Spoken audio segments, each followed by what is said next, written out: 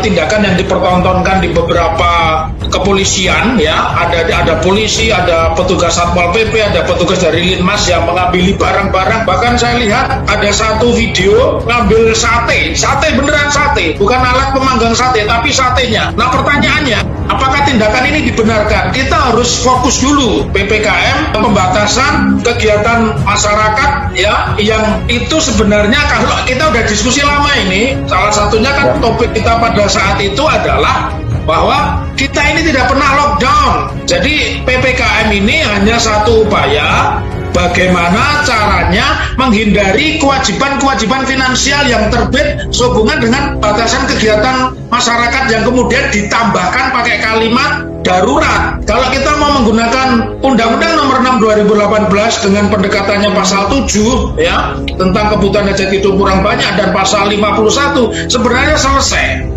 Ya, bahkan yang terbaru kaget saya dapat forward berita Erik itu minta masyarakat menyumbang kepada negara dalam rangka pembatasan COVID. Ini kan jadi pernyataan yang tidak balance. Di satu sisi Menteri Keuangan kita Mbak Sri Mulyani bilang kita menganggarkan sekitar 446 triliun. Tapi di satu sisi rakyat diminta menyumbang, dan di sisi lain penegak hukum menggunakan prokes ini untuk melakukan perampasan tadi.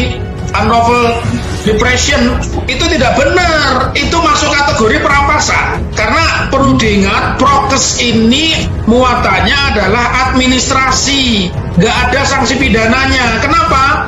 Coba orang disuruh tidak jualan, yang salah ini kan waktunya. Kenapa yang diambil itu barangnya? Memang barang ini berhubungan dengan kejahatan. Polisi atau negara itu boleh dikecualikan oleh undang-undang berdasarkan pasal 50, dia terbebas dari hukum atau dia punya impunitas karena dia sebagai petugas negara untuk mengambil barang-barang. Tetapi itu harus karena hukum, tidak bisa karena unlawful.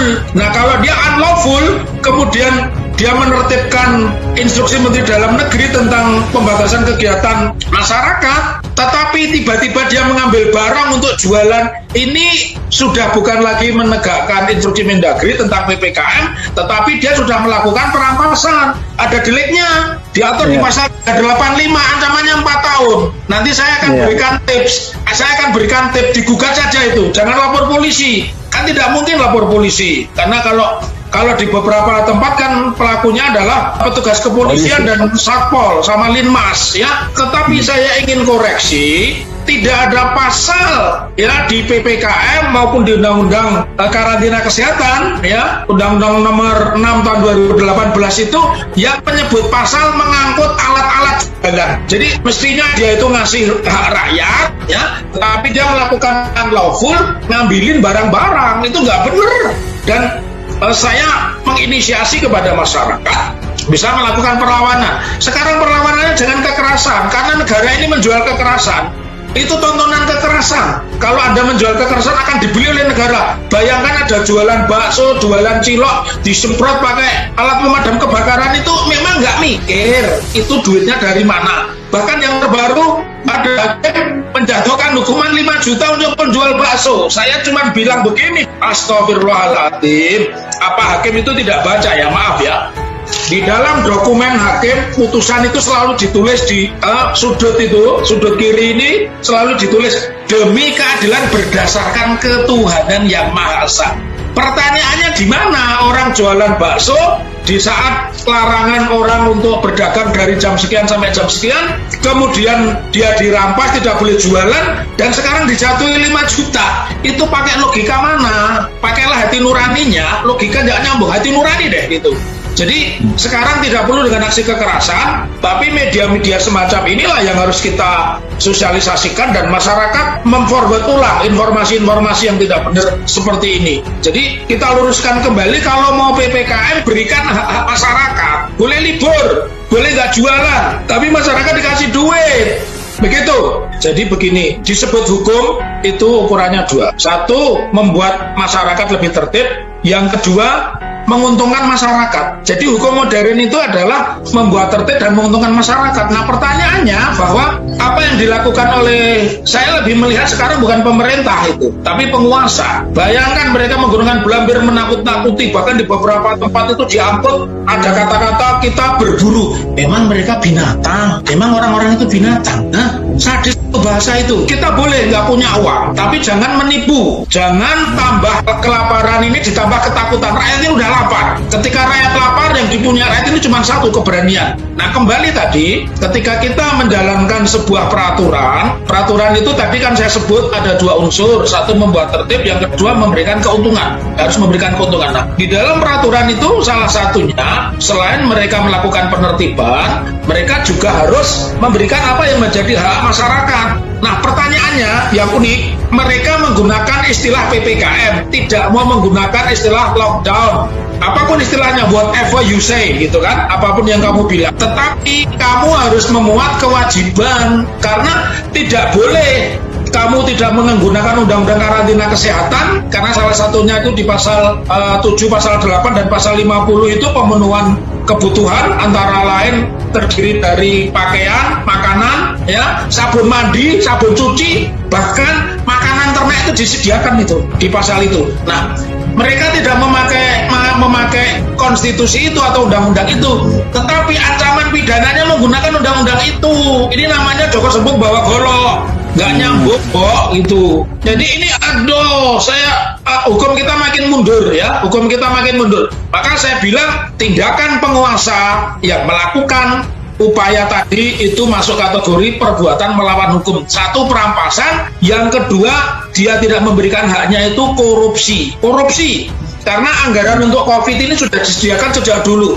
Nah, ketika bicara penutupan, saya tidak melihat ini faktor partainya apa. Anies Baswedan setahun yang lalu sudah bilang, dia meminta Jakarta itu di lockdown. Karena memang perintah undang-undang, ini biar diketahui, karena radio Bravos ini dimonitor banyak orang, lockdown itu yang berwenang mengatakan adalah Presiden, bukan Menteri Dalam Negeri. Jadi nggak ada di Undang-Undang Karantina Kesehatan itu menyebut Mendagri boleh menyatakan lockdown atau PPKM atau PSBB atau apapun, itu Presiden. Jadi itu sudah tidak punya payung hukum. Tetapi karena mereka ini penguasa bukan pemerintah, maka yang mereka gunakan pasal-pasal adalah represifnya tadi, ditutup dan sebagainya. Jadi itu sesuatu yang tidak bisa dibenarkan, dan nanti masyarakat bisa melakukan upaya hukum. Upaya hukumnya apa? Ada peraturan Mahkamah Agung nomor 2 2015, apa itu? Tentang small claim court. Masyarakat bisa mengajukan gugatan sederhana, ya,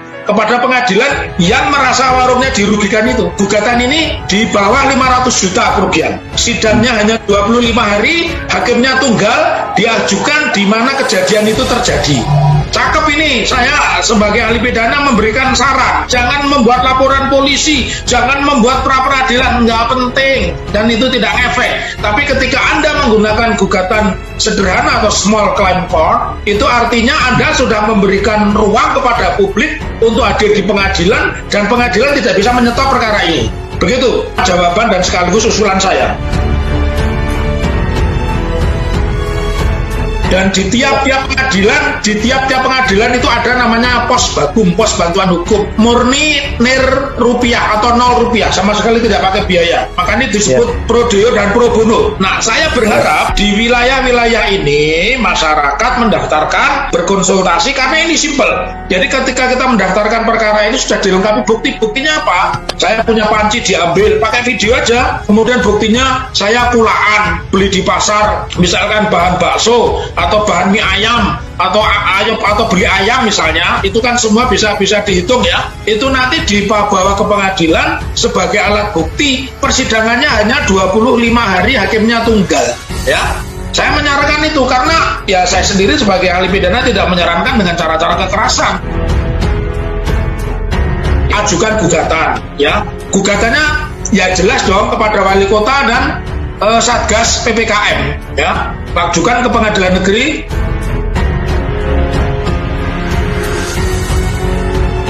Pengadilan tidak boleh menolak perkara. Jadi pengadilan tidak boleh menolak perkara. Makanya saya kan tadi a priori kalau lapornya ke polisi kan begitu kan, prosesnya lama, ada penyelidikan, nanti ada gelar perkara, setelah gelar perkara penyidikan, gelar perkara lagi, jadi prosesnya lama. Maka yang paling tepat saat ini adalah mengajukan gugatan sederhana sepanjang itu kerugiannya di bawah 500 juta diajukan di pengadilan negeri di mana peristiwa itu terjadi. Dan ini menjadi peristiwa menarik